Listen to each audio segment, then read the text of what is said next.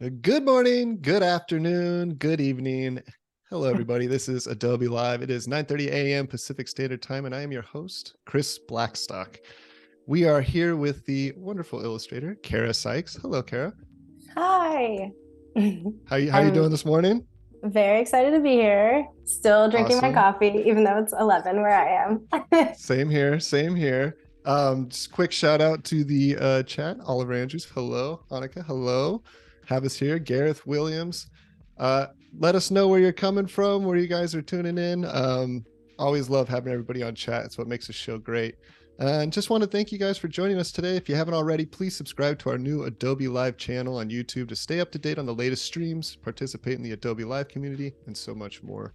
And we're also going to start our days with Photoshop Creative Challenges hosted by Wade Acuff every weekday at 9 a.m. Pacific. Tune in. You get to challenge yourself with a new prompt each day. Wade's awesome. Great teacher. So please join us for that.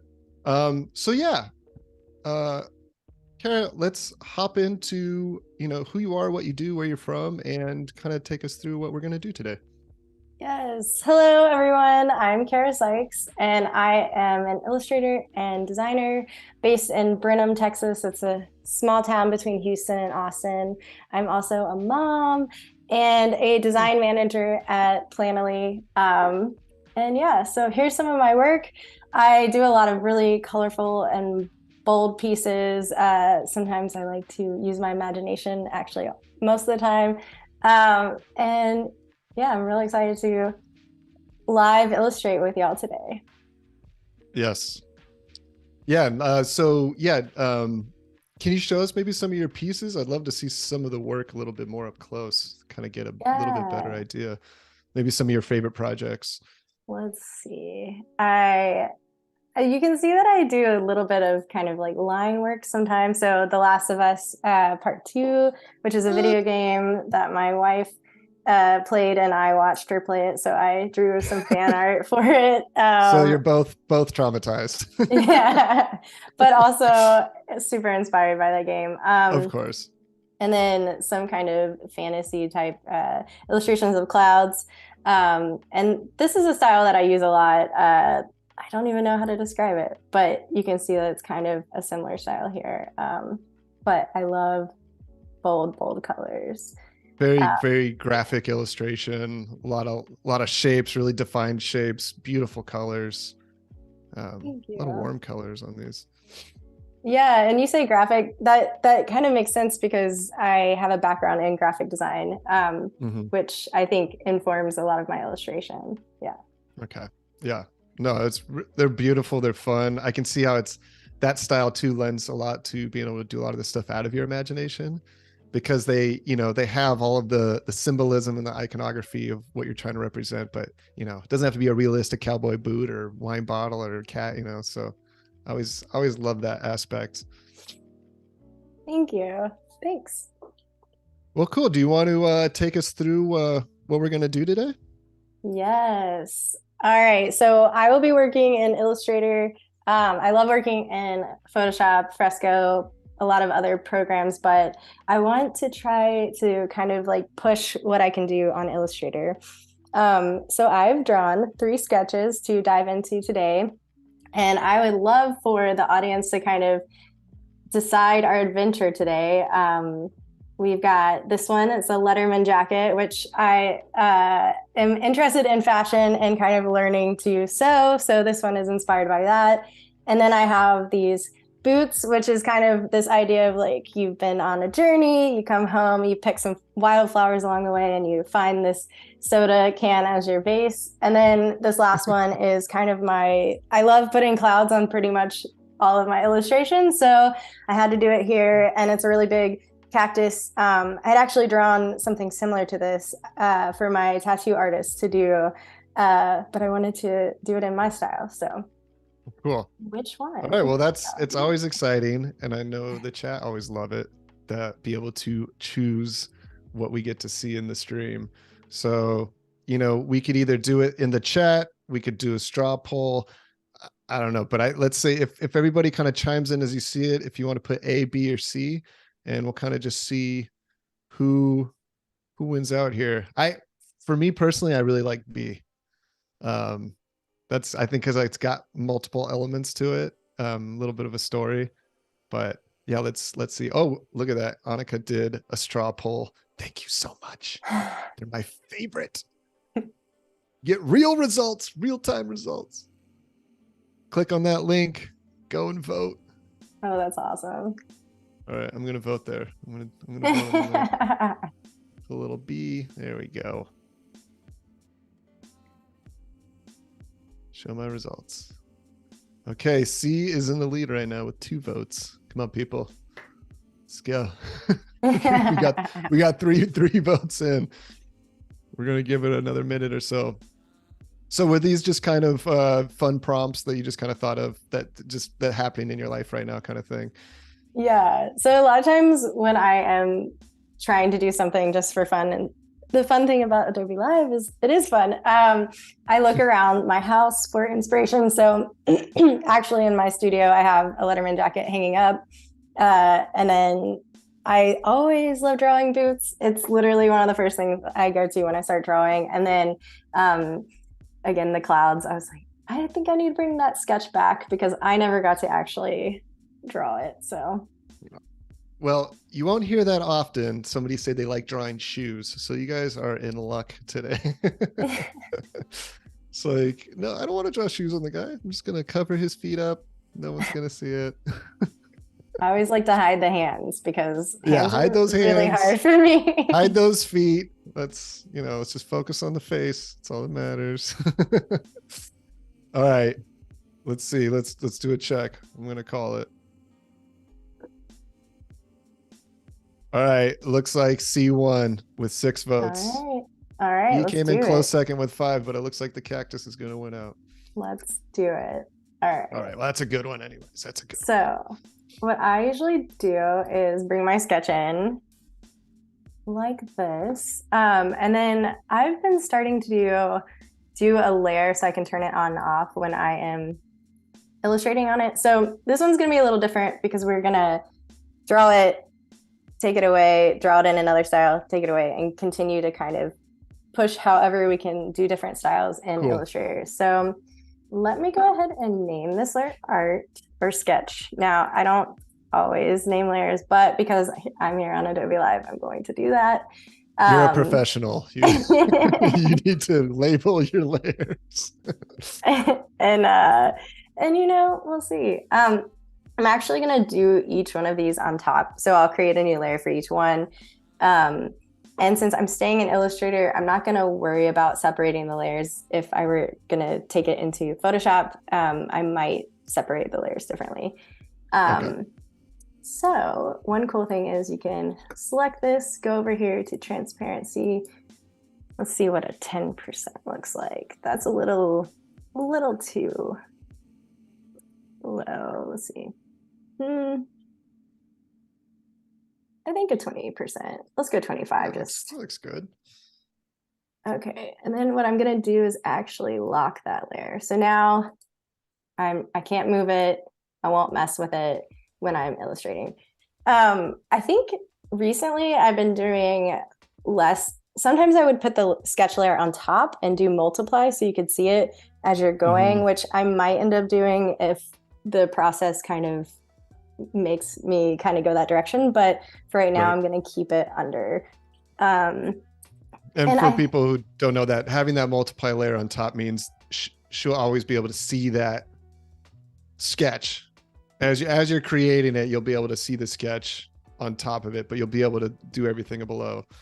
So the way that you're doing it, you're doing it on top, right? You're going to be doing the sketch or the final on top of your sketch. Yes. Currently? Okay. I can show an example of multiply just so y'all know, because I think it is a really nice thing to know. And then I also would love to show how I gather some colors here, but I'm going to just grab this layer here. Okay, so you can see the sketch through. This is a solid color right here, but because it's below the sketch and the sketch is on multiply, you're able to see it, which now that I'm looking at it, I think I'm just going to use that. So before I kind of dive in, I also want to show y'all something that I love and I've talked about on other live streams that I've been on, but It is when you can go to color.adobe.com, and libraries have been my like best friend recently. You can save color palettes. So if you struggle with color and sometimes are kind of stuck in this rut and you don't know what color palette should I use, you can actually come here and look at different color palettes that have already been created. So you have the trend section, and since I am interested in fashion, I like looking at those, and they have some really beautiful color palettes there. You have graphic design, Illustrator, illustration, and all these other ones. But for some reason, I always love these palettes. I know I said I use bold, bright colors, but I really liked this palette, so I saved it to my library, which you can do here. You'll be like, add to library there. And then that is how it showed up here. So I pulled some of those earlier today, yeah. All right, the first style I'm gonna do is, I'm gonna kind of do what I normally do, which would be a mix of using shapes and then also using either the brush tool. I've been using the pencil tool lately because for some reason I keep getting the jeans pattern brush tool when I draw with the brush. So I moved my way to the pencil tool. But what's causing that? What's causing the jeans? I have no idea actually. Let's see. Oh, well, today it's okay. Well, today I think it's because my computer knows that I am in front of people that it's going to cooperate. I hope so. Very important day. Yes. Lots of important work to do. So I'm going to grab this color here. Let's see. Let me make sure it's got this one. Let's move it to this color. So what you can do is click. That's the thing I love about the libraries too, is I just can like click on these colors and they'll come up instead of having to use any eyedropper tool or anything like that. So let's try it. All right. So brush settings too, I will go more towards smooth, but if it starts being too smooth, you can change it up. I like to have it keep selected because I use a lot of short keys. And if you hit Command J at the end of this, it will join your path and then it'll create it. And I'll show you all how that works. So, all right, cancel. Okay, so let's draw this little cloud here. And do you mainly work in Illustrator or between Illustrator and Fresco? Yeah, I do Illustrator a lot for client work. I think it just got ingrained in me to do that just so it can be as big as it can be in its vector format. Right. I love Photoshop for playing with texture and things that I haven't really mastered in Illustrator. And then Fresco is nice because it's on the go, which actually my sketches were done there. And I just use the basic pencil brush there. But I have the other thing about libraries. You can have all your brushes and they can come into your Fresco, which is awesome. Yeah, it's nice to kind of be able to streamline those things in between apps because it can always be a pain not having, like, well, I used this tool on this program, but now I can't use it on this other program. And then Adobe makes it easy. And then, yeah, you're kind of sad because you're like, but I loved my brush. And I recently kind of explored making my own brushes, and it's fun to have that on the go as well. All right, so we got a cloud. So I'm gonna continue drawing the clouds with the brush tool. I was kind of hoping the jeans would show up just to see if anyone else had that happen, but alas, here we are. You never know. Maybe we'll make a surprise appearance. I love short keys, and I'll try to say them when I use them when it comes to picking tools. And it might be different. I use a Mac. I also connect my iPad to my computer using a program called AstroPad. It's a little different. I guess you can connect to your computer with your iPad in other ways, but this is the way I've really loved. What's it called again? It's called AstroPad. It's like Astropad. Okay. there's a little dog as the logo, like a little Okay. space dog.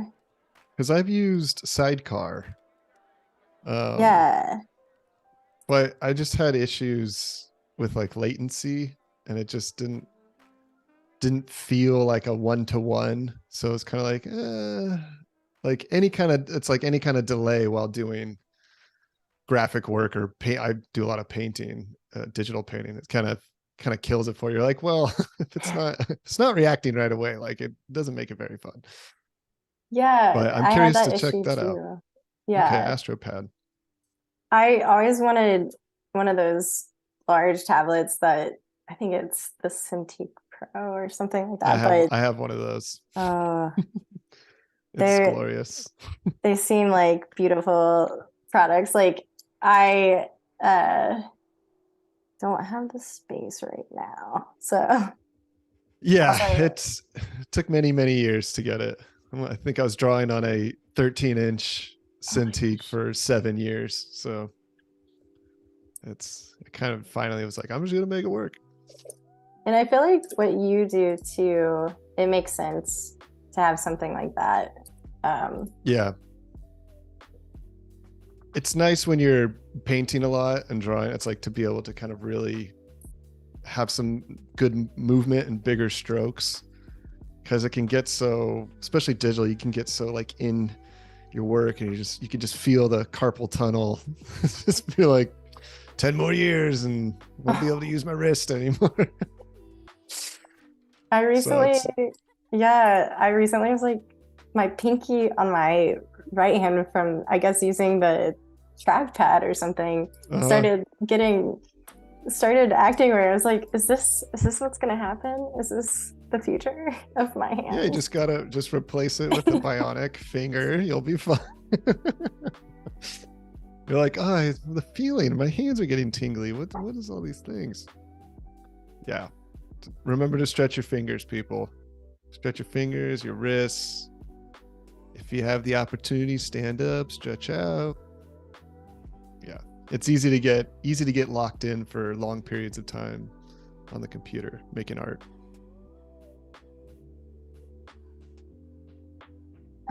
So one thing I use a lot is Command Shift, and then I think it's bracket, or yeah, I think that's what it is. But I just did it wrong there because that Is class that should to be move the behind it. layers up and yeah, move the layers up and down? Yeah. Yeah, and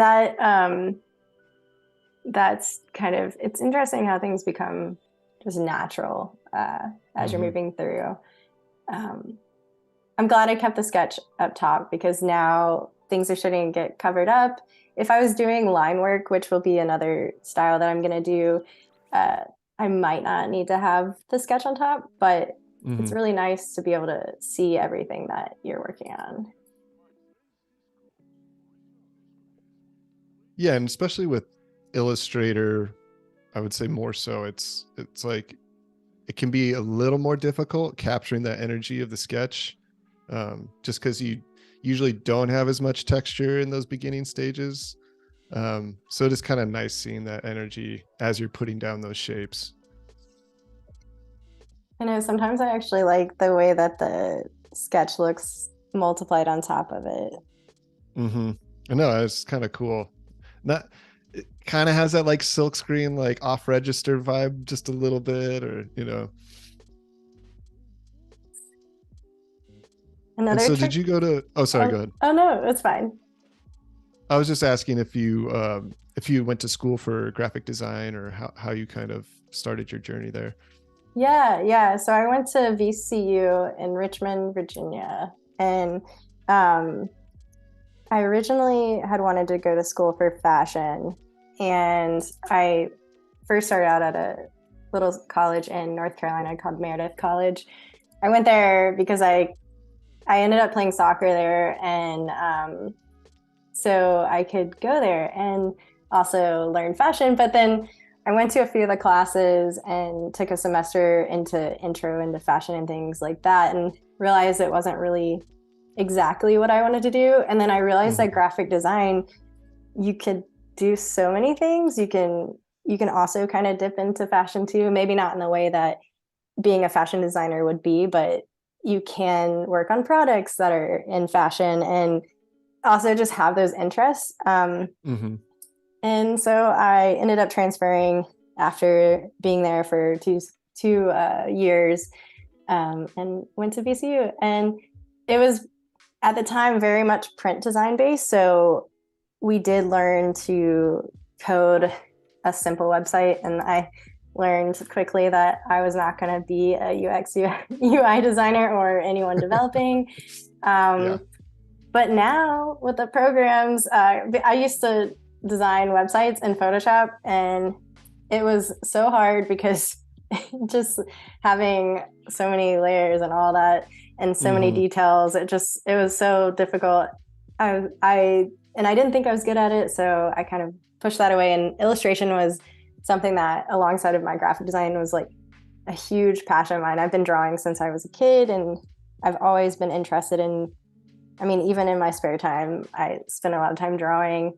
Um, and so that's how I've kind of gotten to where I do graphic design as my career, but then illustrations also, I guess, a career part to it too. It's Yeah. this interesting, like, They I live in feel the like, same world, you know? yeah, yeah.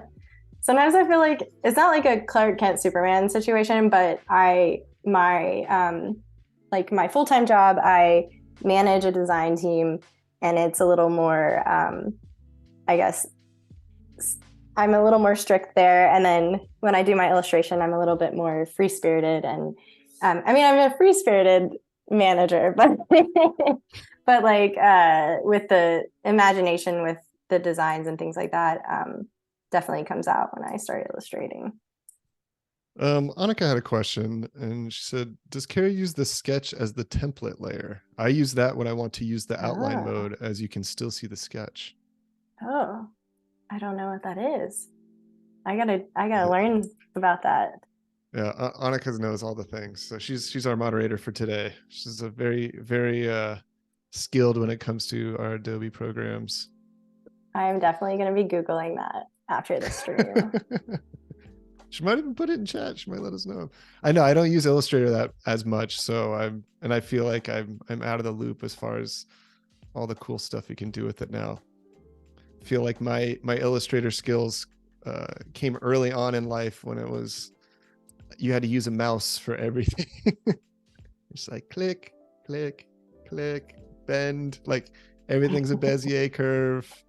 This is gonna take forever to make this image. And now you're like, oh, I can just draw it on and it just does it for me. It's like, that's amazing. Yeah, that just reminded me of being back in school. And I think maybe my path might have been a little bit different um, if I had ever played on the iPad in the way that it exists now. Mm-hmm. I think I'm happy with the way my path kind of happened, but I'm curious if college me or younger me, what I would have done with the iPad, and what that would have been like. Yeah. Okay, look at this. See, Annika, she's already got us covered. She said select the layer, Okay, I go see to the that. so select the layer, go to The the sketch. hamburger menu, and it says and convert to template. Oh, Now, when you switch to outline mode, which is Command Y, you can see both the sketch and shapes. that's cool. That's very cool. I did know that, but not I didn't know how to do that, but I do know of this now. It's kind of like the skeleton. Oh, that's so cool. I know a lot of people use, because I don't use this mode much, Mm-hmm. but I know I've seen a lot of people use it to, I guess, like looking down here, this is a little wonky. So like perfecting that curve. But I that's was gonna really say when you're cool. doing really exact stuff. I remember I hosted gosh, I'm forgetting his name. He's Octon Originals. I don't know, but he really talented graphic designer, and sometimes he would be doing that just to get these like perfect connecting points, perfect curves. I mean, and it ended up being gorgeous that way. But yeah, you also lose the color, right? Which probably defining a lot of your composition as well. Oh yeah. Yeah, it does. Something I do love, I watched a live stream and I saw them do it where they on Photoshop can make it black and white and see the contrast so that you have enough contrast in your colors. And I love that. I Oh, that's cool. think it's like the black and white preview, but Mm-hmm. all right. So we have most of this built here.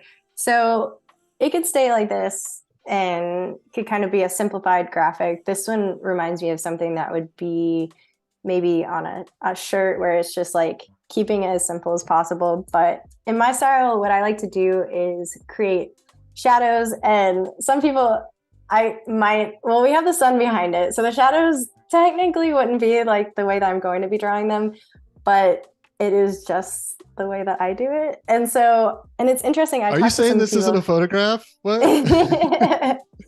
I think sometimes I often break the rules of shadows, but I do keep them all, for the most part, on the same side throughout. But what was it? It was, what was I going to say about it? It made me think of something, but I think it will come back to me. We'll see. But what I like to do here is actually use the multiply to help me create colors. So something I'll do, I'm going to take the sketch off first so that we can see. I think what I'll do is start on this green. So I'm going to get the green. I'm going to go ahead and draw out, and I'm not going to use the blob tool yet. So I'm going to draw out what I would kind of imagine this shadow being. So I used the blob tool. Whoops. Let's make that the brush tool. Okay. And that's just B on your keyboard. It will take you directly to the brush. Let's see. All right. So now you're kind of like, well, you can't see anything here. So I'm going to go over to transparency and I'm going to multiply and kind of start playing with this, but I might actually make my shadows throughout more of a blue tone, even though. So let's just see what it looks like if I start adding. Oh, I like this color. Okay. I always like the cooler shadow tones. Okay, so you can select your two objects that you have here and then hit Shift and M. And then you have the shape builder tool, which is something I use all of the time. So you hit Option to make it go away, or you can have it how it is, and then it will add these all together. So Option, and then there, it's created a shape for me. Yeah, and this is gonna be your best friend. So now we kind of already started giving the piece a little more, at least in my opinion, some character with adding these different colors here. So what I'm going to do is actually get the same blue and I'm going to start drawing it over here. But let's see, this is going to leave a little shadow here. And so it's already on the same transparency, which is really nice. And what I'm going to do is actually just subtract with this one, take those away. I'm going to hide this under that cloud like that. So we're starting to. Are you selecting all those? Are you selecting all of those layers and then hitting? Was it Command or what was it? Shift N? Oh, now I'm like Shift M, as in monkey. Yeah, I'm trying to think of a word. Okay, but do you select all the layers that you want to include in that first, or how does that? What's the? Yeah. So for it to be able to do that, you have to select all the layers that you want included in it. Okay. Now, there is the new thing that came out, and gosh, where is it? It's the it's the one that everyone screamed at Adobe Max. It takes the line. Someone drew the line and like went in and out of the illustration. I'll find that later. Let me see where. I think it might be. I'll at least have that by tomorrow to show you. I wonder if I could use that for this, but I've always loved the shape builder, so that's how I've always used the shape builder. Carol says intertwine? Yes, sounds like that's intertwine. What it is. Yes. Oliver also says intertwine. Okay. And he yelled it at you, so gotta get it. I'm trying to Intertwined. remember where that is over here, but it's great for letters. I think it's a really great tool for them. Let's see. Chat, if you know where the intertwine tool is, please let us know. I played with it the day it came out, even though I was like, I need to figure out how to make this look really cool. I'm not as confident in lettering illustrations.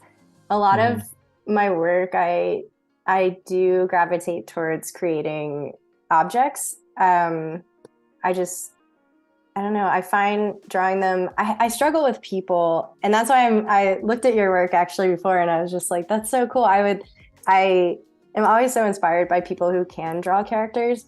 I explore it every now and then, but it's kind of like the whole I don't draw hands thing. Even though y'all did see, I was proud of that illustration I did of hands for The Last of Us. But yeah, I typically stay away from that too. It's a lot of practice. a lot of practice and anger about how badly some of your drawings end up being. You're like, oh gosh, I've been doing this for 20 years. Why can't I still not draw this thumb correctly? So yeah, I've always loved faces though. That's something that I've always gravitated towards. And it's the thing I get the most excited about in a drawing. It's like, yes, I get to draw the face, the character of this, the expression. But yeah, it definitely, it's hard because I think as humans, we quickly recognize if something's off or doesn't look right when it comes to a human character. So they're a lot easier to judge, even with people with zero type of design sense or background. They can quickly be like, that doesn't look right. Yeah. I think a lot of my struggle is in likeness too, and being so stuck on it, having to look just like the person. And I want to be able to let my mind let go a little bit, but for some reason it's really tough. So they're telling us that it is object, it's under the object, and it's intertwined. Okay, let's see. So object, yeah, see if you can. Let me get this to be this color. Well, we'll just do something over here to see. I'm just gonna draw a little squiggle. And then let's do red. So I'm using the eyedropper tool to get that. All right. So I have this little squiggle and I want it to go behind here, but I also want it to go in front of this one, maybe. Oh, wait. But if they existed.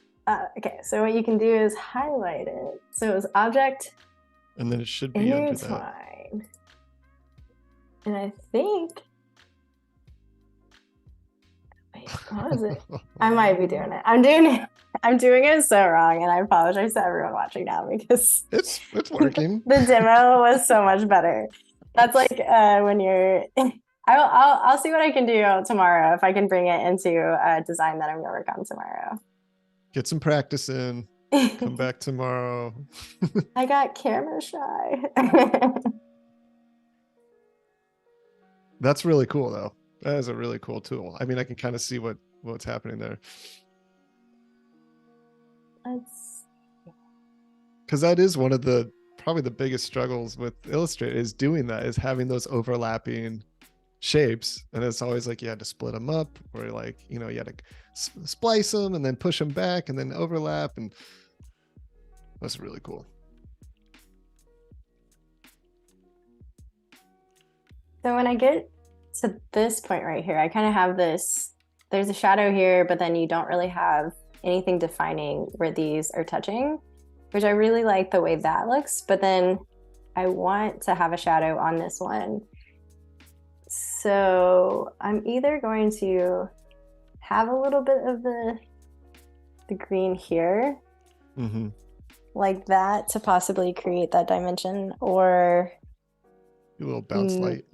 Yeah, like do something sometimes I'll make these a little darker because they might be a little darker. But let's see.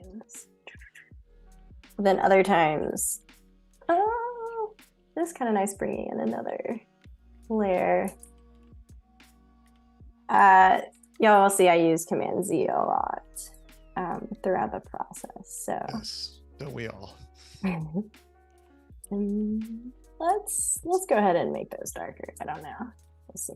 And what you were saying earlier about kind of like how you were starting out and illustration didn't feel as like graphic design seemed like more like what you should be doing at the time because you didn't have all the tools like the iPad and other things that kind of almost made it more accessible in my eyes, right? Like it made illustration and kind of creating more accessible.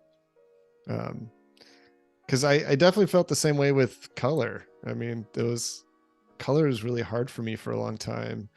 And, most of my art journey in the beginning was just all oils and acrylics and watercolors. Like it wasn't a lot of digital going on. And once I really got into Photoshop and with the iPad and everything, and just, it's amazing how quickly I was able to learn color just by being able to experiment and have the, Command Z, like have this idea of like, oh, I can create a bunch of these experiments and like layer them and just do it on this one thing. And I don't have to clean up anything, and I can use reference from other people. Like it was such a faster process, which is my favorite part still to this day of digital, is like, it allows me to experiment so much more than I would if I was doing it traditionally. And the cool thing is you still, I think like it's still there that you can work on paper if you want. I actually occasionally will just sketch on paper and then bring it in digital. I don't think I haven't worked non-digitally for a client in a long time, except for I did actually get to do a really, really cool project during Pride. I got to paint a mural on the windows of Coach in Austin. Oh, and cool. I had never painted on windows before. So I commandeered the windows that we have in this room, and I practiced on them and tried different techniques. Nice. And it was terrifying, but I actually started in Illustrator with my work and then made it analog. So it's kind of fun to push in that way, where it's starting digital and then going analog. Yeah, no, that is because it's always a fun thing of, it's digital is great, but yeah, it's tough when all of your work can only be viewed through a screen. So it's always fun when, I think probably as a graphic designer as well, you get a little more exposure to that. There's a little more opportunity for publication, product design, other things. But I used to work at an engraving shop, and I was trying to find a way. I was more into fine art gallery shows back then, and I was like, how can I bring a lot of this digital work to the more traditional form? And so I would laser etch my Photoshop drawings into wood and then paint those with acrylics. But it was that same idea. It was really cool to see all those digital drawings kind of come to life in some type of traditional form. But yeah, I'm sure painting large in general is always a blast. So I'm sure that was pretty fun getting up on those windows. Yeah, and I got to so my parents live in North Carolina and I'm in Texas, and my dad actually was in town, and so he was able to help me, which was awesome. Cool. It took us about 9 hours. Oh yeah, way longer than you ever think it's going to. You're like, oh, this will be easy. We estimated 4, so yeah, that's about right. Yep. That was super humbling. Uh-huh. But I actually love when that happens, because it's like, yeah, okay. And then you just think about how hard so many people in that industry work to create stuff like that. And it makes me want to try it again. I want to paint our window for the holiday season. We're actually doing something at our house before, it's like the 13th. all next week is so busy, and I want to paint the Grinch hand holding an ornament or something on our window and start a tradition to be those people in the neighborhood. That sounds awesome. What kind of paint do you use on the windows? So I don't know if this is gonna make people cringe, but I I use acrylic. So I learned that painting from the inside. So if you see when the light comes in, it's not gonna look good from the inside because of the way the light's hitting the paint. Mhm. It's it's beautiful in its own way, but then on the outside it looks really clean because you have the glass between the paint and the viewer. Right. And so it looks really nice that way. I know a lot of traditional window painters do it on the outside. I was really glad that Coach wanted me to do it from the inside because that's how I had been practicing the whole time. And they came to me like, I hope you don't mind, but we'd really like you to paint from the inside. And then I go, yes. You're like, perfect. That's exactly what I was hoping you would say. So, but yeah, you're right. It kind of already gives you this like varnish finish, right? When you're viewing it from the outside, it's got this nice glass, you know. Because otherwise, acrylics are, you know, they mostly have a matte finish, so really wouldn't have as much punch. But also, most sign painters, I guess it depends on what you're painting. I don't know. I guess I don't know a lot of like window painters, which is like a whole art in itself. But I know most sign painters, it's like they use very different paints. Like One Shot is one that they'll use a lot, but that's like a very permanent paint where it's like it's so thick and vibrant, you basically get one shot to paint it because if you mess up, you're in trouble. But so yeah, it seems like a good technique. I mean, paint on the inside, and I think it just kind of depends like how, if you're looking from the inside, what do you want that to look like? But when they paint it on the outside and you look from the inside, it doesn't look great either. So yeah, that was kind of the challenge there too. But the people there were so sweet, and they were like, "It's beautiful." Of course, as an artist, you're just, "Thank you. Are you sure?" I watched a lot of videos on YouTube about different. A lot of it was holiday window painters, and so watching how they worked and then kind of the materials they worked with. But I had tried working with wall paint, and that it wasn't opaque enough, so I had to kind of try out a few different ones. Someone had said tempera, and I tried that, and that was a little bit thin. Yeah, awful. Yeah, it did not work out the way I wanted it to. So it was a lot of trying things out and experimenting, which I think was really nice because I don't get to do a lot of that on a daily basis. So it was fun to be able to kind of explore that part. Yeah, it's fun to get off your computer and get out there, paint in public. I've done a few murals, some signage. It's always cool. It's always really cool for kind of people to see your work on a bigger scale.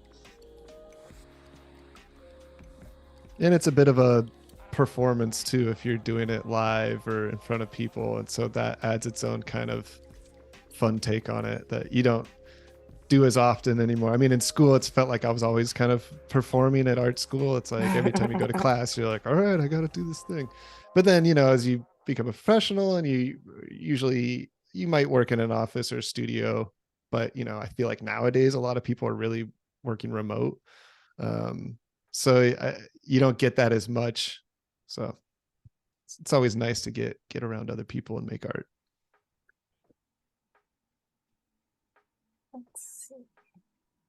Let's see. I think this one's almost done. I want to play with these lines a little bit. And then I want to try doing a completely different style with this. Which is probably exciting. Gonna do line work for the next one just to have a drastic change.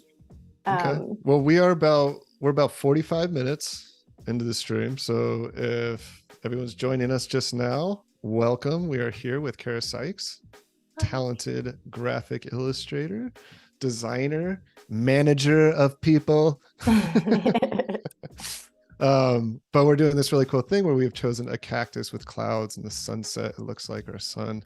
And we're going to be doing multiple styles right on top of each other, which is going to be really fun to kind of see how these all play together. But yeah, welcome everybody.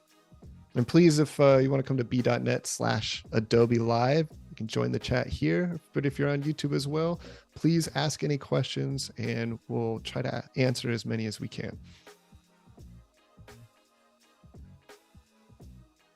Oh my gosh, that is really dark. Okay. One thing I like to do, we'll see if I'll do it. Screenshot. I'll take a screenshot of this color if I don't want it to be the multiply. This is probably a really weird way to do it, but I will actually.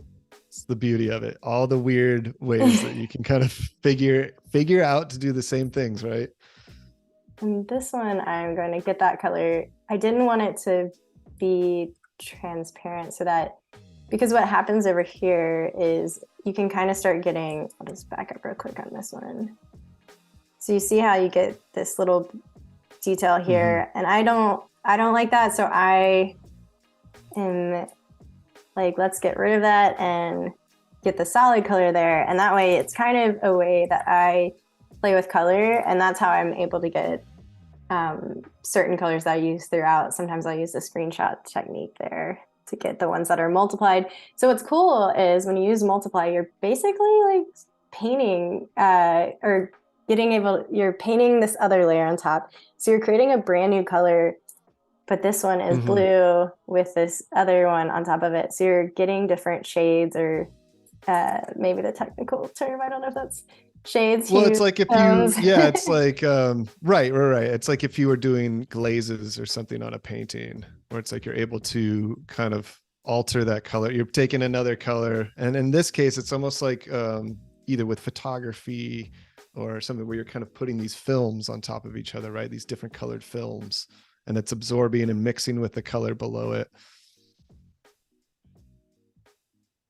And I think I kind of like that look right there. So we're going to stick with that. Okay. So I'll finish up these lines and then we'll hop to the next.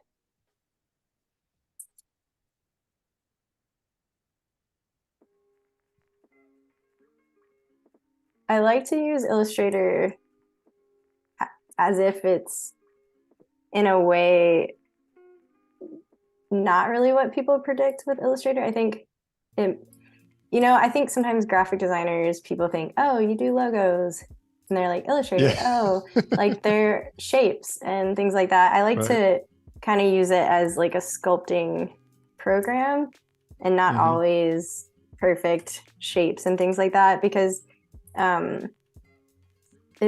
it creates some really interesting lines that might not have perfect curves or anything like that, but I think it gives it a little character. Well, and when you're using programs like this that can be so precise, to be able to kind of make them more playful and a little less can actually be harder to kind of make it look really good while you're doing this. But I think you're right. It kind of, it adds a level to the program and to the artwork that a lot of people don't do. It's usually they're trying to really refine the process, and that's why they're using Illustrator, right? Because everything's vectorized and you get those really clean shapes.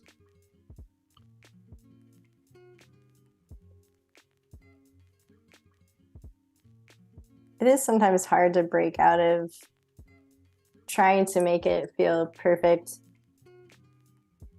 And, it's really, I guess, your own, what do you think is perfect in your mind? And then, it's half the time you're the only person that sees the what you think might be a flaw in your design.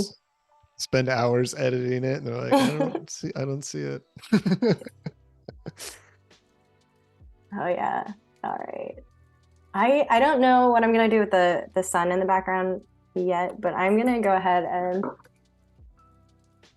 Are you doing everything on a tablet right now? Or are you switching between? Yes. So Okay. I work, so I have my tablet closest to me, and then I have my keyboard in behind, and then I have my Okay. mouse. Oh, I think I just lost all my Okay. tools. Yeah, Oh Marcella was wondering if you were switching between a tablet and a mouse. no, now I just lost my. There we go. There Okay. it is. I got nervous for a second. Yeah, and I do use the mouse, and I'm actually left-handed, so I will sometimes draw and use the mouse kind of in pairing, which is Ooh, kind of a ambidextrous. lucky. Yeah, I feel like it's kind of. I'll actually draw with my mouse sometimes with my right hand, Mm-hmm. and it feels really weird, but sometimes it works. Let's see. Okay, I'm happy with this right now. So what I'm gonna do is completely just get it out. I'm not even gonna look at this again right now because Okay. I don't want to be pushed in that Don't, direction. I want to don't want just to be see. influenced. Yeah, I want to see what Yes. happens starting new. So we just worked on that. We worked really hard, and now it's kind of that idea of being able to let go and try it out again. So I don't know if y'all have ever lost your files. Thankfully, there's a bit of recovery that happens, but I've lost my files before, and I get so bummed out. But then sometimes I'm reminded that sometimes you need to draw it multiple times before you get where you Mm-hmm. want it. So, Yes, it's true. all right. For this one, we're going Yes. Is this, live. are you on, are you saving on your computer? Do you ever save through Adobe the cloud? I do save through the cloud when I want to kind of switch between my iPad and computer, or even Mm-hmm. uh, I don't have my work laptop connected to my Creative Cloud. So, but we do that at work. I get my team to use the libraries a lot and switch Yeah. between the programs. But right now I'm saving to my computer slash Dropbox. All right. Yep. Always remember to save. Always remember to save, people. It's been so many times where I'm hours in and I was like, I haven't saved it. And power could go out, could lose everything. So, That one, the power out is the scary one ugh. to me because if you're on a desktop computer, well, Yeah, there it goes. I live in an old house. It was like built in like 1918, I think, or no, 1908. It was remodeled 1918. But the doesn't have a lot of power. So like little things Oh, just trip it all the time.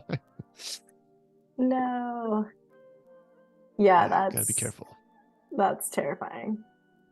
All right, so for this one, let's try this. I'm gonna try to stick to the pen tool, Okay. um, just to kind of create that limitation for myself, and then I might end up, for time's sake, switching back to the brush tool. Daniel Werner says, cool. I'm not the only left-hand person drawing on tablet with my left or using the mouse to draw. You've got people out there doing the same thing. Yes. I feel like I need to try it just as a challenge.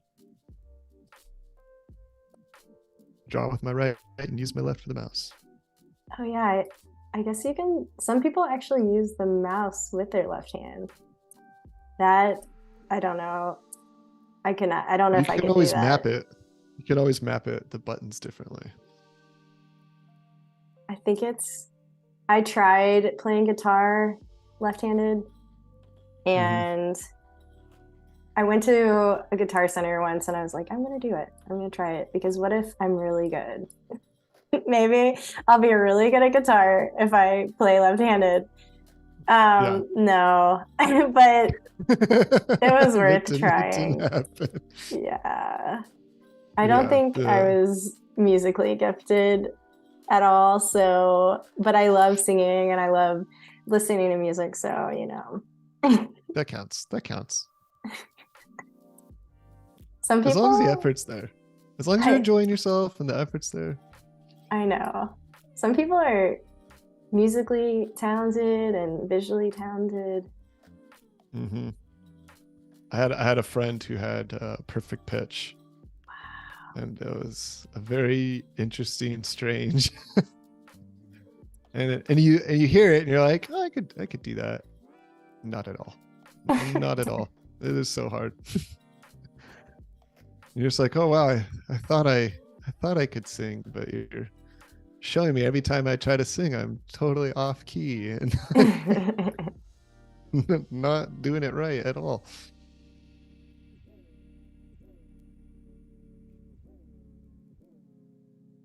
Yeah, pen tool, y'all can see that. Well, maybe you can't. I don't know, but I don't use it as much when illustrating. I will for sometimes I get freelance clients that the style would make more sense to do the pen tool and make it more graphic in that way. Mm-hmm. I get a lot of, I don't take it on as much. I used to take on a lot of freelance work, but now just with our son and working a full-time job, I don't take on as much. But if it's more illustration based and in my style, then I'll take it on. But I used to, when I worked full-time freelance, I would do a lot of client work, and it would be based on, you know, their needs. So if it seemed like it needed to be in a certain style, I would do it. And that's where I think I learned a lot of the different shortcuts and tools, just by trying out lots of different styles, kind of like what we're doing here, exploring how you can create in these different ways. And I think that's kind of the background that I had with illustration in the beginning, was not emulating other styles, but creating specific for the client. I think it's been really cool because I have gotten some work specific to my style, which for so long I couldn't see my own style. I think it's just because, you know, you see your work and I don't know, I see it all the time. So I couldn't really see it from other people's eyes. So I didn't really think, oh, I have a style. But now I think after taking a step back, I've seen it a little more and I've been hired for it, which is really cool. And I'm very thankful for that. It is very cool. And it's something that kind of slowly develops over time, and it might not be as obvious. And also everybody's constantly, you know, either consciously or subconsciously referencing something that they've seen or something in their life. You're always pulling from some kind of influence. And so there's also that, as you're unknowingly creating the style, you also are going to get a little bit of that imposter syndrome, I'm sure, as you, like you said, as being a graphic designer and moving more into illustration and stuff. You're like, oh well, this isn't really what I do, or this isn't really me, or like, you know, if you've emulated other styles or try to find sometimes you don't know when you ended up there. You're like, oh, I guess, okay, I'm here, this is it, this is it. And I, like you said, kind of getting hired for that by somebody for the first time is exciting, because you stop for a second, you're like, oh, okay, yeah, like what is this style that I'm doing, or like why do they like it, and like what about, you know, how could I improve this, how can I make it better? And it takes a lot of experimentation, like you said.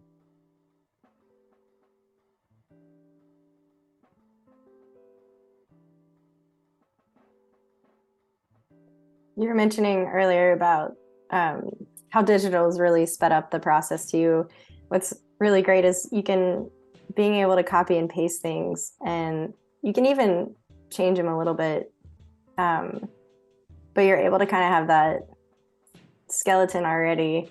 So earlier I took this one and I moved it down here, and then I changed it a little bit, but I was able to already create that frame without having to redraw the whole thing. And there's certain times that you maybe don't want to do that because it might not work with the style you're working on. But then I think one of these, now that I'm doing this, I am allowing this one to be a little more free.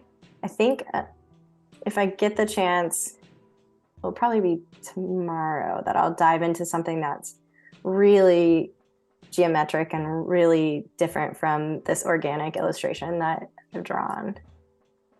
Okay. And are we going to be continuing this tomorrow, or is this, we're doing this all today? So exciting things to come. Tomorrow we will be doing probably one more iteration of drawing this, and then I'm going to show y'all how you can take it and create one piece out of multiple pieces and create kind of a collage style. Okay. That's what we were talking about earlier. That's exciting.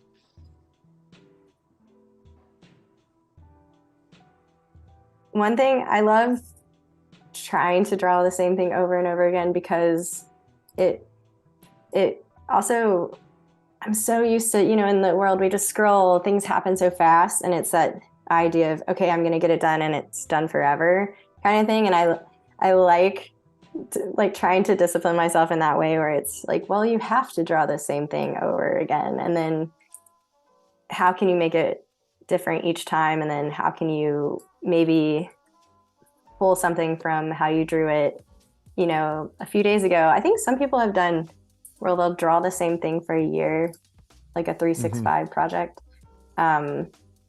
which the new year is coming. Maybe Hey, here we go. Maybe that's what my project is going to be. I don't know. It's about time I do a year-long project. It hasn't happened, so It's a lot. I mean, it's a big commitment. It's a lot, and to stay engaged, right? I think it can be tough, especially as a visual artist. You kind of always want to be creating something new or interesting. So it's taking that kind of one subject matter and making it interesting or keeping you engaged for a whole year is a pretty special challenge in itself. It's tough. All right, so this is looking wild. So what I'm gonna do is let's go ahead and start using the shape tool to clean this up a little bit, just so I can move forward. So I actually do it like this, where I'll hit the line. So now you're starting to take away the pieces that shouldn't be there. So these right here. And then now I can't remember if I think that cloud comes in front. Yeah. The only unfortunate thing is if I do this, it's permanent. I can't go back. So we will. It's too late. Oh yeah, so that's starting to be a little bit more like it. Let's take a little look. Right.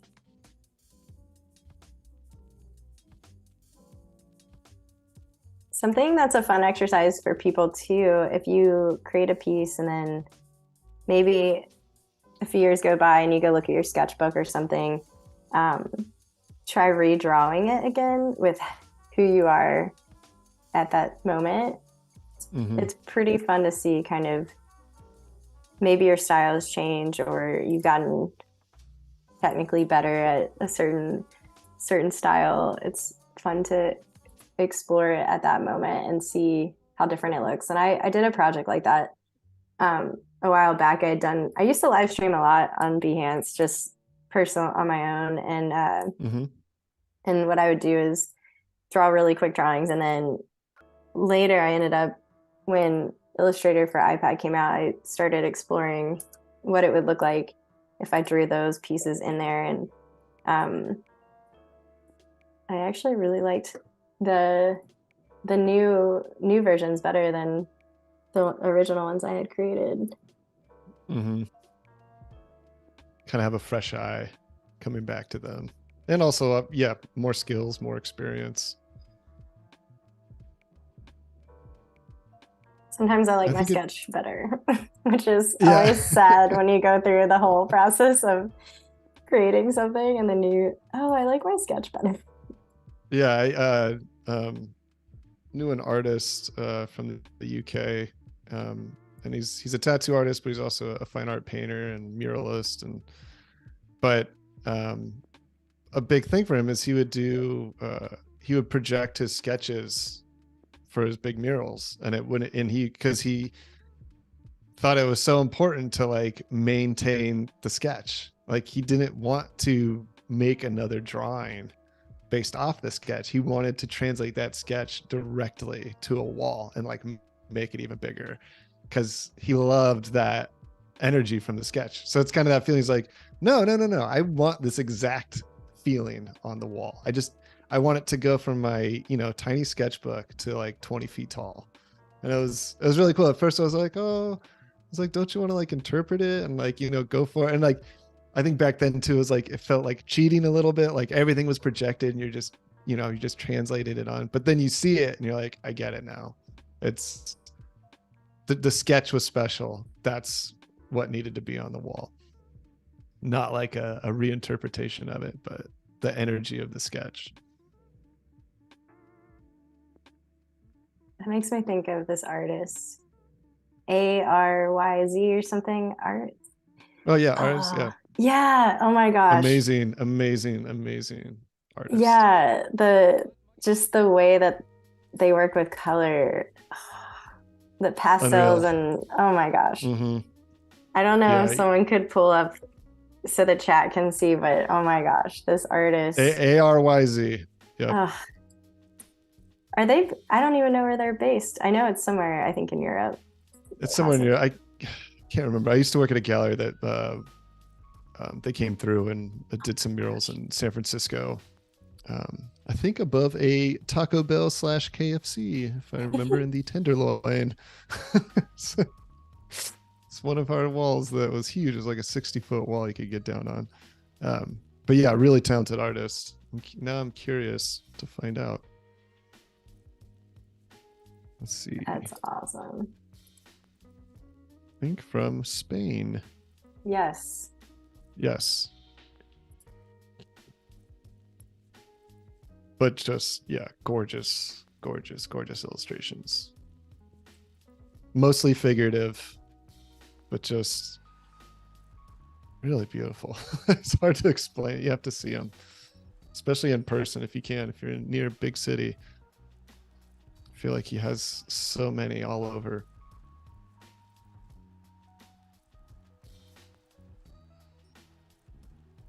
All right, I'm just like seeing what it looks like for me. Make this stroke.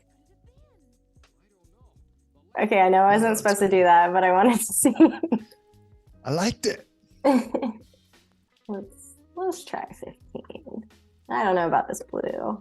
We'll mix it up a little here. Maybe bring back our green. Just for now. It would be interesting to bring in some solids, but let's see. So are we going for a pure outline on this one? Possibly. I can't decide, and what I need to do is just work quickly and just not think and just go for it. Right.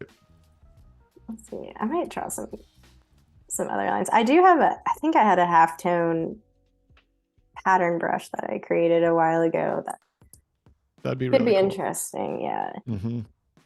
So this would be kind of, I think sometimes I'll I don't know why I hit the bracket there.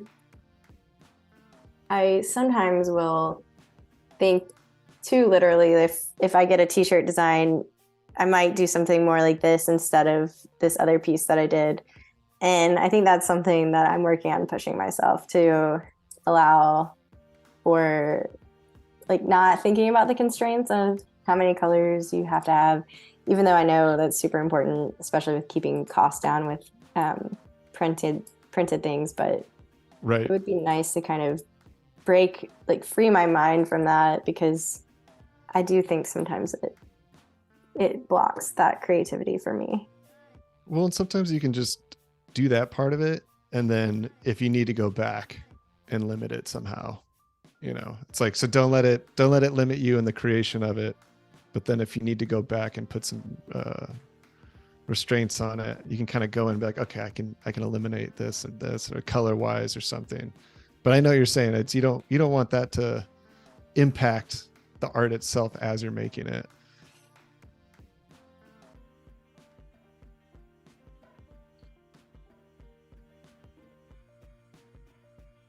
Yeah, I actually love having parameters. I've realized this about myself. It's like I create really well within a box, because then I just try to like break out of it the whole time. Whereas sometimes if it's like sky's the limit, I'm just like I'm gonna shut down. I can't. I need something to work off of, guys. Come on. Yeah, when people are, but that's the dream. That's the dream, to not have a prompt or anything. But Yeah, I don't know. yeah. It can be, or it could turn into a nightmare. You never know. No, I think it depends on the project, depends on what you're doing. I mean, obviously, if it's, I would say, personal art, it's fun to not have any kind of, constraints, and you just kind of get to do whatever you want. Professionally, I almost always prefer to have the client have something, because it almost always ends up where it's like, oh yeah, no, okay, that's not what I want. Let's do this. Like, you play the like, just be you, just do you, just it's like, I don't believe you. Yeah, and then your heart breaks a little when Yeah, it's like, yeah, no, that's not. We actually wanted you to do it exactly like this. This is what we wanted you to do. yeah, sorry about that, sorry you spent all that time.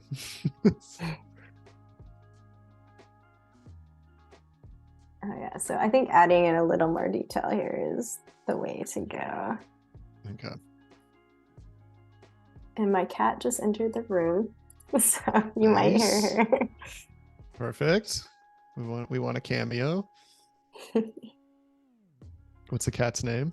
Her name's Ruthie, and um, she loves being on camera if we're doing any photo shoot here at our house. And then, but sometimes it's really hard to get her away. But then she's the shyest cat too. When people come over, she hides. Mm-hmm. How long have you had Ruthie?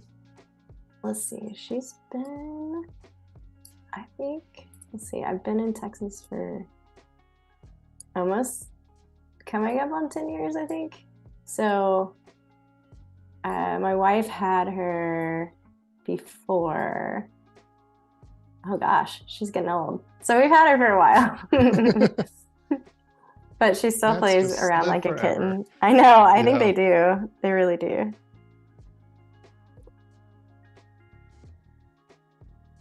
And that's our only indoor cat. And then we have some outdoor cats that sometimes sneak in. Mm-hmm. I used to have Usually, an indoor and an outdoor, or like the revolving door. Indoor when they want to be, outdoor when they want to be. Yeah.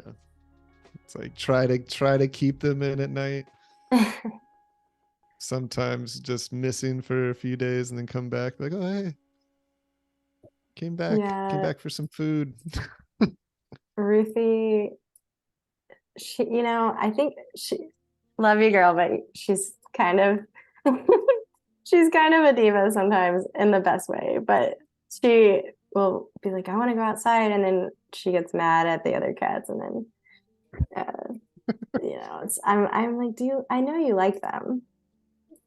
Just playing this tough act to initiates. Yeah. Just stir in the pot a little bit. Let's see.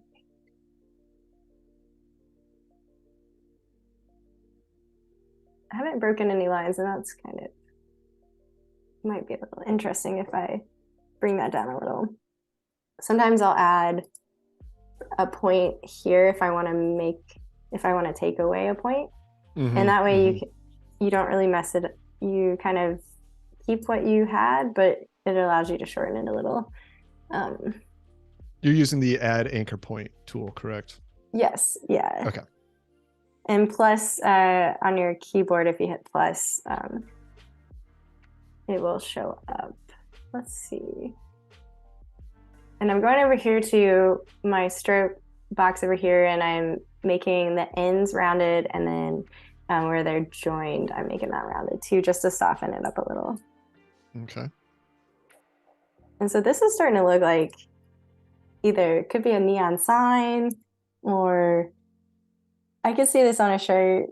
I'm not loving this breakup over here, but I think since it's in the other look, I'm just gonna keep it. Just gotta go for it.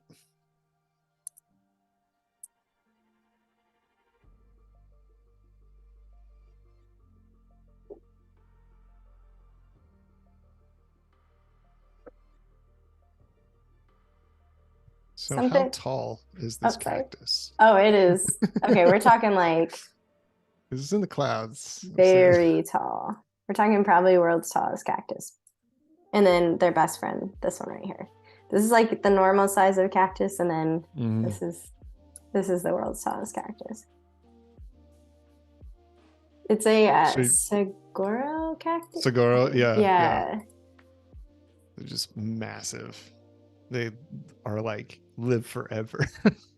They're so beautiful. And I just imagine, I think like the first time I saw them in person, I just was in awe of them. And then I love the desert. I don't think I could live there full time. I think it's just like where I like to go escape. And um, we, I don't know if y'all have heard of Marfa, Texas, but we went out. That's where we ended up eloping actually 3 years ago today. Today's our anniversary. Nice. Happy anniversary. Oh Thank gosh. you.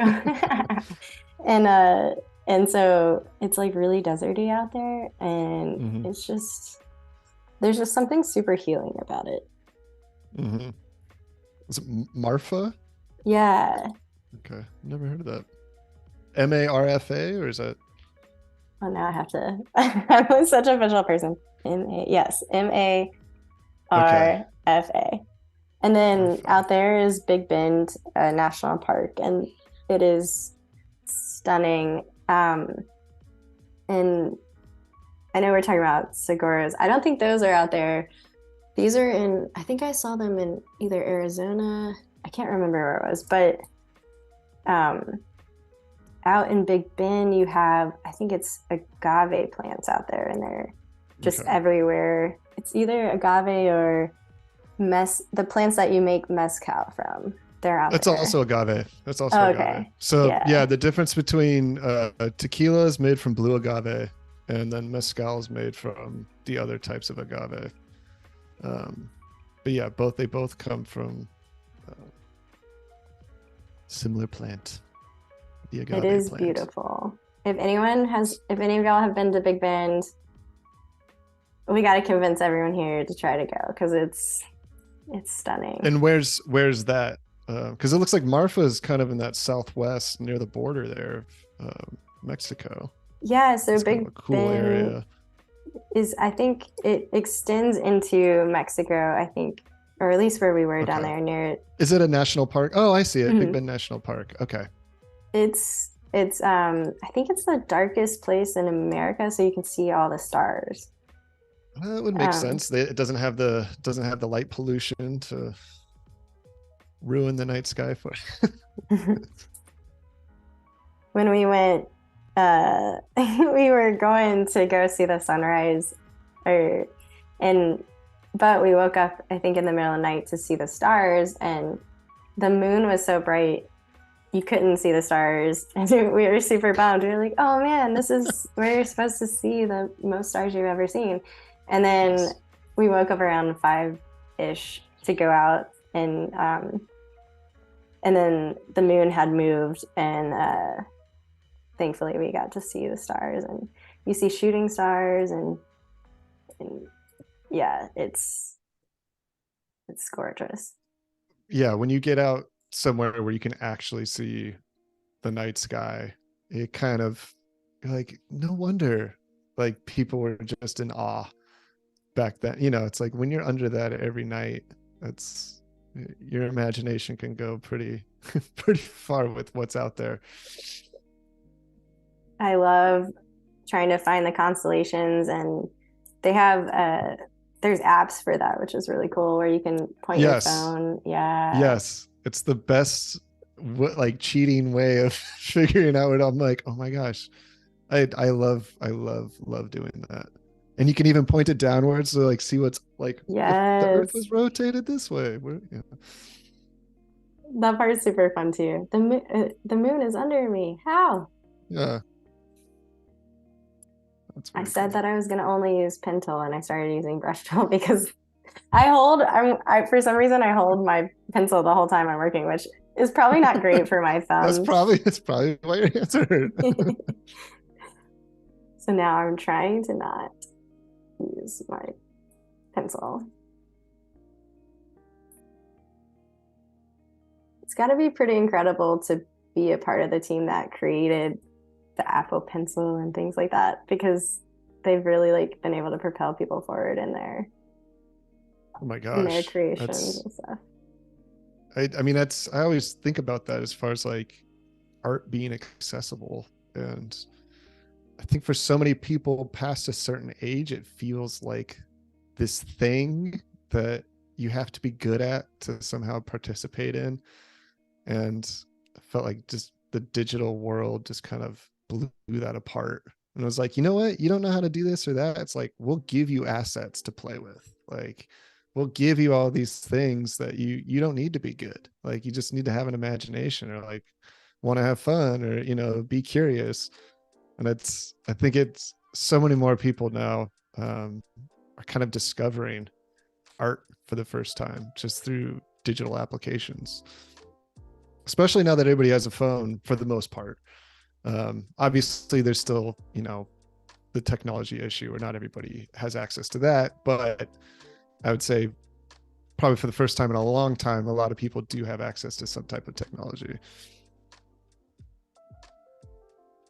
Yeah, and then everything has the ability to be documented, which is sometimes Mm-hmm. not is sometimes takes away from being somewhere, but at the same time, I think it's awesome that we can document our experiences and either keep them for ourselves or share.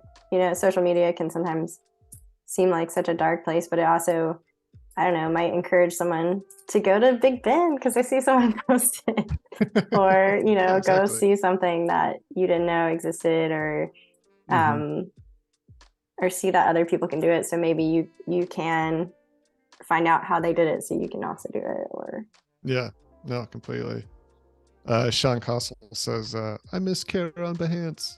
hi, So I know. she's back. She's back. How often did you stream on Behance? I streamed almost about twice a week. Oh, Um, okay, so pretty often. and then there's a while that I did 3 times a week. I would get on and just kind of see what the day was going to bring that day, and usually started off with like sketching, and I did mostly in Photoshop, just because I could sketch there. I didn't do too many streams on Illustrator, but I think it was mostly just because I wanted to keep everything in within one program like I'm doing now. Mm-hmm. Even though every day I pretty much bounce through at least 3 programs: Illustrator, Photoshop, and actually a lot of After Effects at my um, A lot of motion full-time graphics kind job. of stuff. Yeah, Yeah. It seems like you got to be doing that if you're in any type of graphic design, marketing, advertising. I see a lot more illustrators moving into that space of, and I think with just all the programs now, it's like you don't have to do it in Illustrator. So it's like you can take these full on rasterized Photoshop paintings and animate those now because just the technology is so good. yeah. When people animate their illustrations, it's so cool. I It's have really cool. some ideas that I want to do in the future, but I just been at the end of the day, especially when it gets dark early, I don't want to be at a computer anymore. Yeah, yeah. It's my wife is freelance. She's a jewelry designer, and so we're Cool. both pretty busy. Plus, the 2 kids and nighttime rolls around. You're just like, I'm done. I don't want to do anything. It's like you've got all these projects you got to catch up on. You're like, I should probably be working on something, but it's so tough. It is. All right. I think this one It looks great. is where I'm at right now. I want to, oh, for some reason, okay. What I like to do, if it's all going to be mono, like a mono weight line, I like to go through and make sure it's all the same Okay. up here. So a lot of things I'll double check. I just wanted to Right. see what it looks like. Sometimes, I don't know, I like seeing the Make it extremes beefy. here. Yeah, like, do we make it a coloring No, book totally. page, Sometimes I or love those thin lines. do we make it thicker? If you take a look at my work, a lot of it is a lot. I'm not very delicate with my lines. I usually lean towards bold. Mhm. All right. I'm gonna keep that one. Okay. Okay. Well, let's just turn that one on just for fun. So it's kind of cool because you already start to see where I've kind of ventured off on pieces. So the circle on that one is a little off on that, which I'm interested in what my sketch looks like. Oh, I guess I kind of pulled it over there. I might. Okay, I'm gonna cheat a little bit, and I'm gonna No. Sorry. Maybe redraw this one to make it a little bigger. It's okay to cheat if it's your artwork.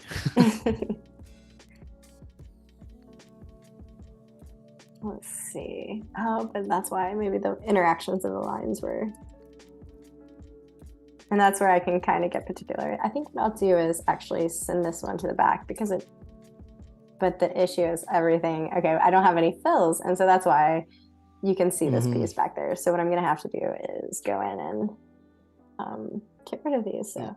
Yep, delete all those bad boys. Look at that. Boop. Boop. This one. It is very satisfying watching that, though. Boop. I know. It feels like it's like I'm using scissors and cutting out like a snowflake or something. All right, I think that's it. Okay. Now I'm just curious. All right. Interesting. Okay. All right. Let's see. We have about Yeah, it's almost 11 o'clock. So we got about 25 minutes left, I think, about 20 minutes, start wrapping up 25 minutes. So. All right. I'm just going to start working on one that's like more blob brush centered. So the blob brush is, so you hit B and you get the brush, and then you have the blob brush. This one is how I actually do a lot of my work in here to not have perfect lines and things like that. I like it because it's named the blob brush, and that's a fun name, but also because it feels a little more painterly to me than using the pencil tool or the brush tool. Let's go ahead. I'm going to start with a different color, but I'm going to probably want to, that's the other thing with Samara. I'd like to see how things end up looking and then kind of drawing. There it is. There's the jeans. The jeans have arrived. I don't know why they showed up just now, but the jeans are. We had to make an appearance. The jeans heard that we were talking about tomorrow. So, okay. So blob brush. That's so weird. I know. What is that? I don't know you why. Are you holding down? No, because you have it's a pencil. You have an Apple Pencil, right? There's no secondary. So somehow this one always shows up. If someone knows how to. It's like it's defaulting to it for some reason. I'm gonna have to figure out that, but otherwise it is kind of, it does make me laugh when it comes. So is it specifically with the blob brush? It's with maybe it's when I use blob brush and then I go back to using just the brush. That some is type possible, of interaction, and it could be that it's your regular brush has defaulted somehow to the jean texture, and so when you're going back to it, it kind of that pops up. It's so funny. I know, it makes me laugh every time, and then I need to cry. Learn how to save my default brush in some way. So this one I'm just going for it, and I'm gonna have different colors, and I'm just gonna kind of let it happen. Okay. This is fun. And we'll see how it builds up on. So the blob brush too, I think I need to be a little more free with it and just paint like this. Go ahead and paint it in here. Now I feel like a happy little cactus here. Now I can't think of his name. Saguro.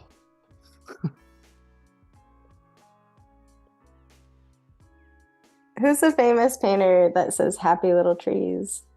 Oh, Bob Ross. Oh my gosh. Yes, Bob Ross. How did I couldn't think of his name. Sorry, Bob.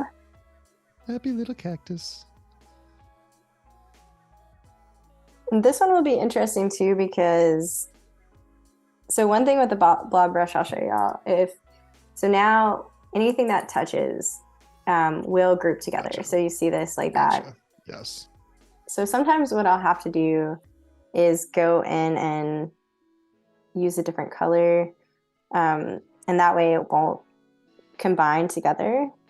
And there might be other ways of doing that, but that's how I've kind of like worked quickly in that.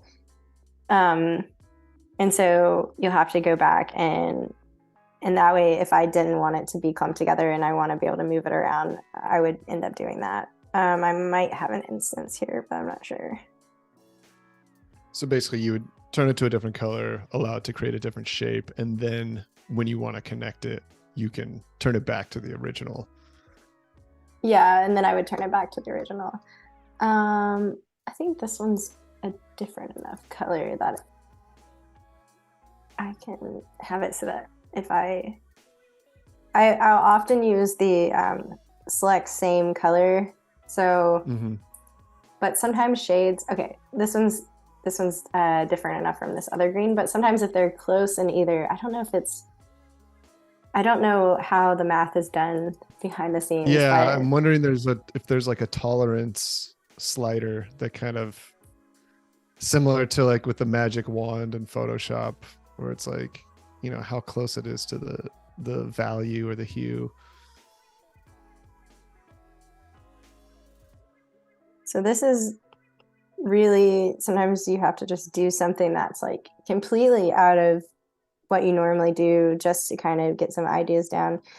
Something I did in Photoshop once was I had the sketch layer and then I filled in everything with soft brushes, kind of like this. And then I took away the sketch layer and it looked really cool. It created this interesting style that came from filling everything in by hand instead of doing it with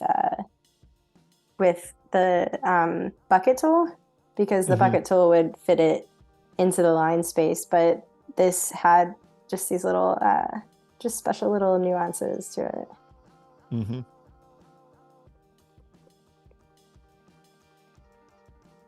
What I can do in a second is oh no, I think I might have accidentally hit eraser. Yeah. That happens a lot. I'll be kind of sketching and drawing and then hit a tool that I don't want to use and then have to get back to the other one. So a quick example of kind of how this is looking. So you start to get kind of like a paint. It feels almost like blobby, kind of impressionistic painting. It's almost got more of like a gouache feeling to it or something. Possibly even like a marker, because these are these same thickness.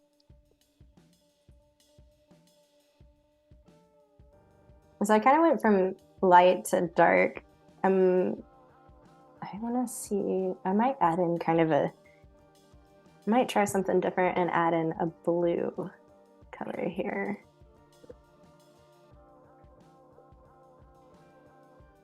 I don't want it to be too different, so maybe I'll go in here and play. Or actually, it might be nice to bring in the complementary color. Like a reddish color.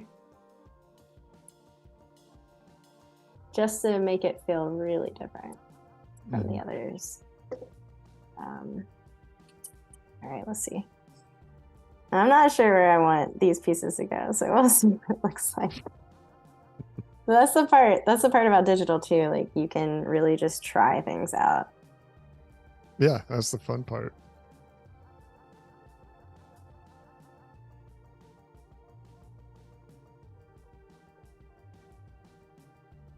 I'm just excited to see these three interact with each other I know, I'm so as part of curious. this collage.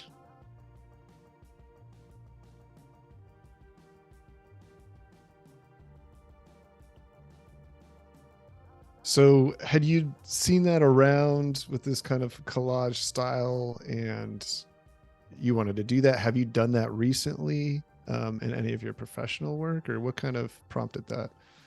I did try. Okay, so I've seen it a few people, and I think I just remember the name Smith. Timba, I think his name. He did ones from different movies. So there was one with Tom Hanks, and it was like Tom Hanks from the body part was from Toy Story, and then it was from Forrest Gump, Okay. and then something else. And so they were almost three portraits drawn, and then it looks like the top part was like ripped. So it's as if you had them all drawn on like one Yes. notepad, and Yes. then I see the word. Yeah. Timba Smiths. Yeah. and then the um, Chutzpah has done something with that kind of different. I think they did it with some of their typefaces, and then um, I I played around with it on some pen designs that I recently did. Um, but I really love that idea of kind of being a little extra and doing different styles, and then just seeing how it comes together. Mm-hmm. Okay, I can't decide if I like the red, but we're just gonna keep it for now. I like it. Um, and then from here, I think I'll probably add one more color. Let's see, but I'm gonna start on the clouds real quick.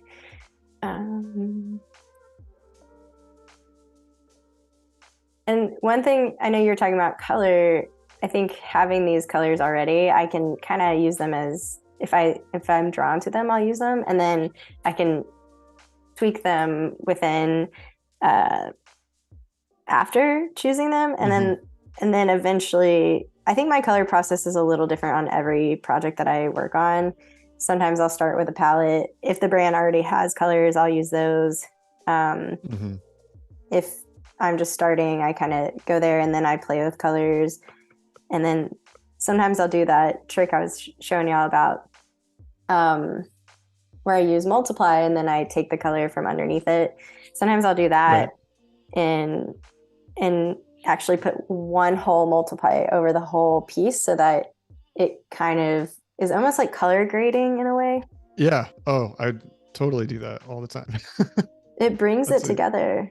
Yeah, Yeah. it's a great way to harmonize the colors. Yeah, gosh, trying to do that with just mixing colors can be a very long process. Or you kind of have to. What I would do with acrylics, even with oils too, it's like I would have my base color that I would want to kind of harmonize all the other colors with, and I would just make a ton of it.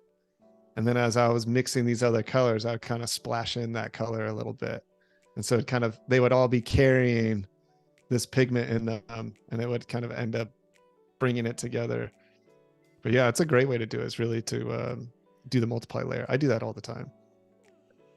That's so cool about actual mixing paint. I'm one of these days I'm gonna paint like that. I know growing up I used to do a lot more watercolor and playing around.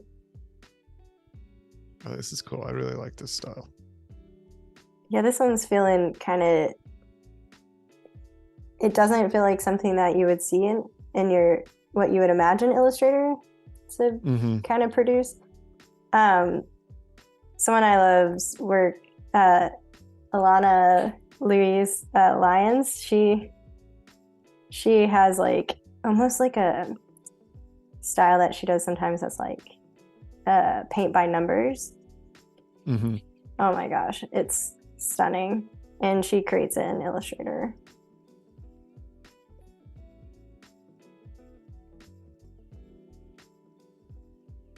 I think Oh, very because she cool. does a lot of client work with Yeti brands like that will need it in vector format. Mm-hmm. Yeah, her work's very like retro, traditional silk screen. Um, really cool.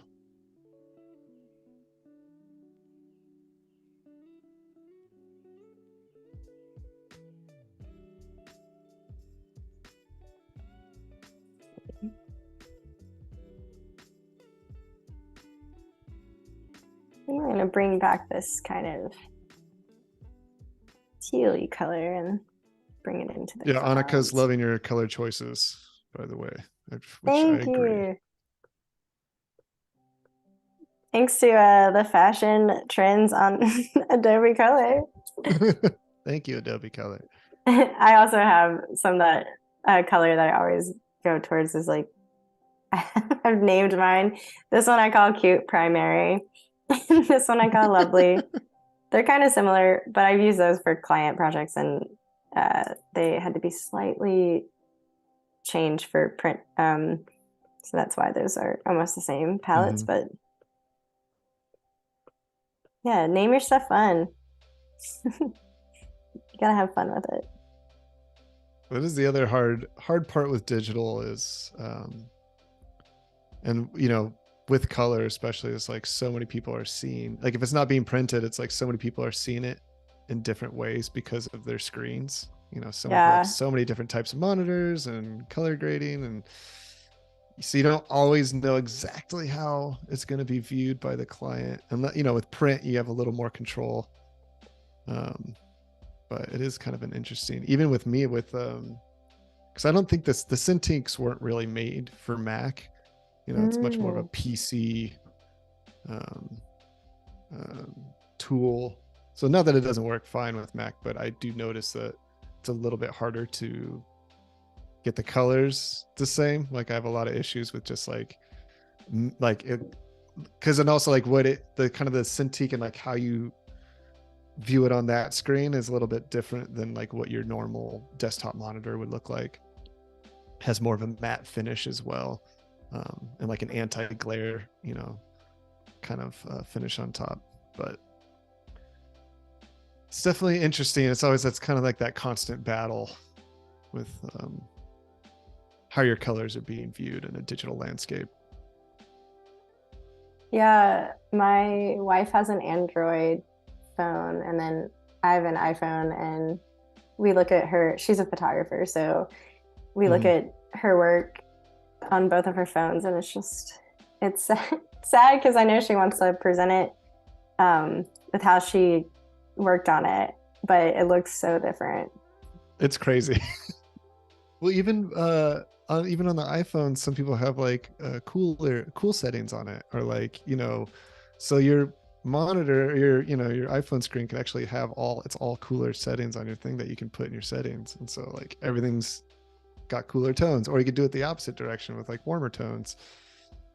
Or if you view, if you are in night mode, like I love my phone being in night mode because I don't like all the white.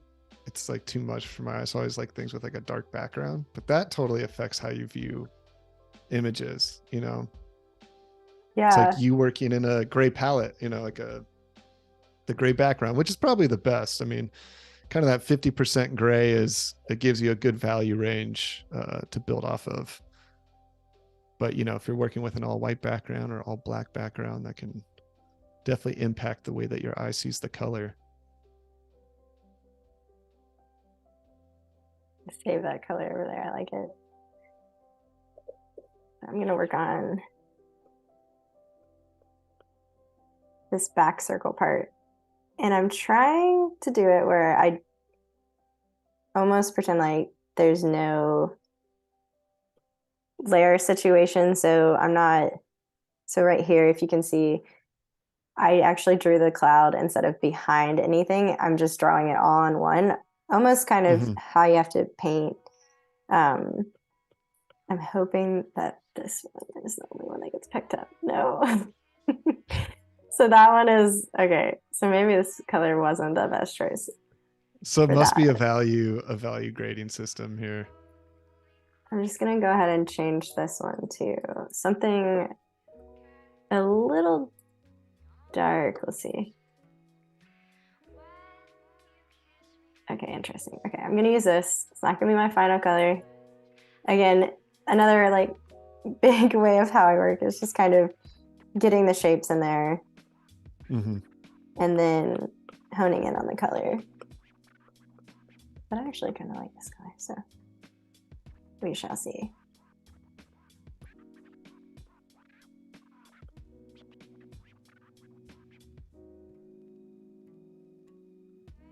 How long have you been working professionally as an artist?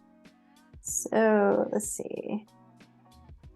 I guess I graduated college in 2012. Took a little extra time to do that. And so I guess 10 years. That's crazy. It feels like more actually. I had been doing some stuff in college, but I was full-time freelance for about 4 years. And before that I worked at an agency, like a marketing creative agency. And then I started working at Planoly in August of 2020. So very different roles. I actually spent some time in my freelancing career being a photographer, like getting hired for gigs in that way, doing some influencer stuff, literally whatever I could do. I tried to do it. And I think when I was freelancing full time, I kind of found that sweet spot of what I feel like really felt like me, doing a lot more illustration work, and then working at Planoly full time as a design. I started off as senior designer and then moved to design manager.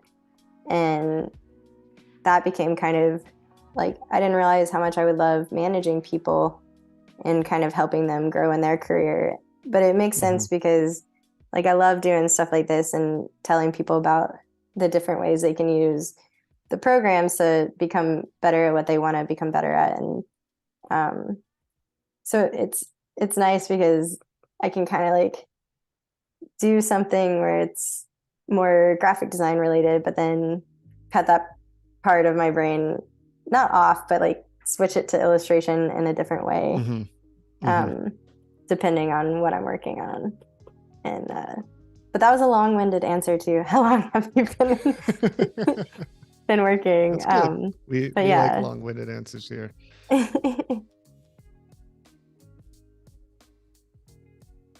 I'm trying to think of a strange job that I've done with doing freelance, but when I was freelance for a while, since my wife is a photographer, we would get hired on some really interesting projects.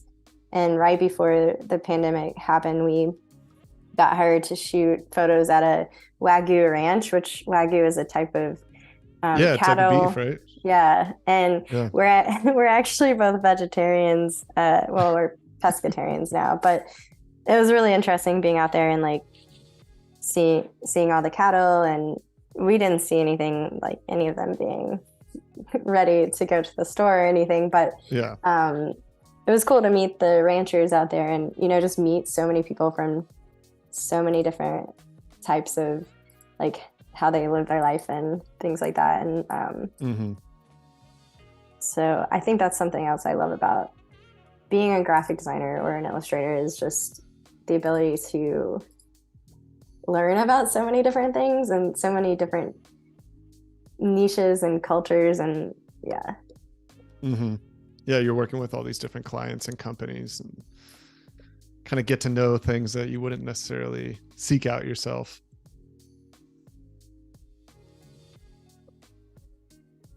Well, it is almost 11:20, so I'd say we can find a stopping place in the next few minutes here, and then we'll kind of do an overview of what we did today and talk about what we're going to do tomorrow.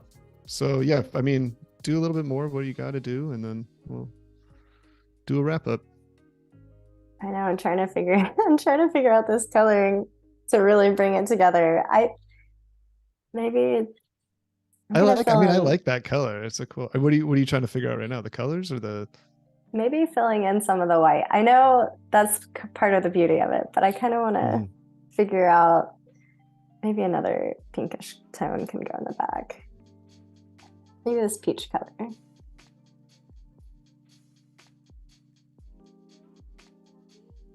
So I guess, in around a 2-ish hour time frame, you can pull together a few different styles and explore different things. And I think that's pretty fun. Yeah, I mean, I think you got pretty far today. This was kind of the end goal, right? To get all three done today. Yeah, yeah.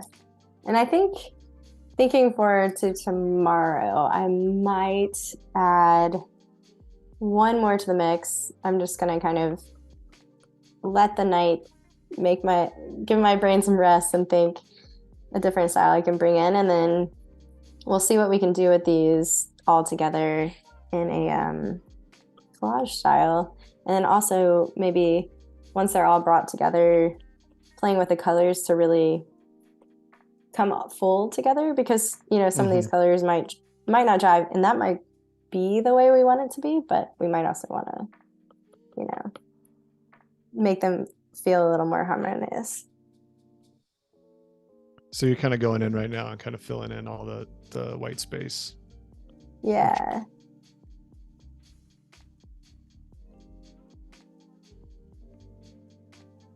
No, I like that because it kind of allows the clouds to kind of have some of that white space, and they're not fighting over it.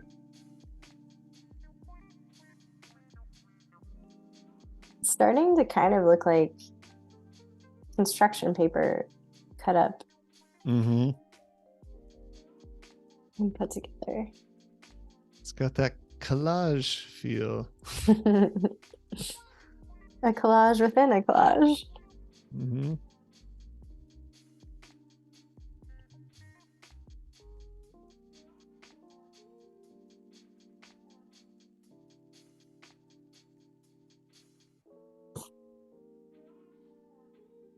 All right. It's looking beautiful. All right, so let's go through what we did today. Show us what we've done. All right, we started with 3 sketches. Y'all chose this lovely one with the Saguaro cactus living within these clouds. And then we went and we drew this style, which is kind of my classic style that I like to draw. I feel really comfortable in this style. And then we went and played with this style, which is just a line, mostly pen tool, but I guess I cheated a little bit by using the brush with the Apple pencil in my hand. And then we went really different and used the blob brush very much in a blobby way to create this piece right here. And I think we're pushing some very different styles. Like, they feel as though they all live for different projects, but it's cool to work with the same sketch and see where you can go. And so now, are these all going to be? Is this going to be formatted for anything, for print? Are we doing that? Like, what's our kind of end composition formatting for this? I think probably an Instagram post is usually where things go first, but I think then after that, who knows, maybe this would be cool to animate the clouds moving behind and in front of the cactus. Ooh, that's nice. And it is cool. It's the way that you're building the shapes where it has the overlap.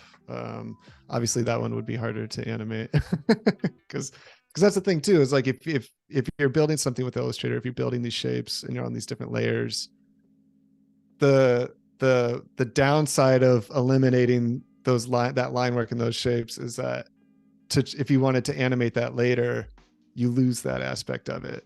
But if you're just Yes. creating those shapes and moving them in the layers, then all of a sudden you have that shape that you can animate and move around. And so it's its own asset and element at that point. Exactly. Yeah, good point on that too. It makes me think the next time I draw in this blobby style, I might actually Just try do the fills creating on it or full, something. yeah, full shapes there. And that looks kind of cool too. But Yeah, there's so many cool options with this.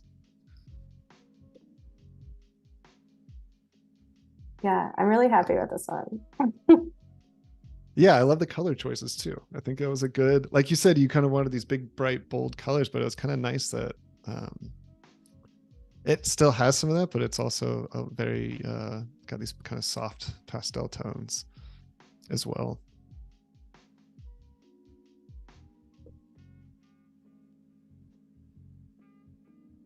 I don't know. I don't know. That's so cool.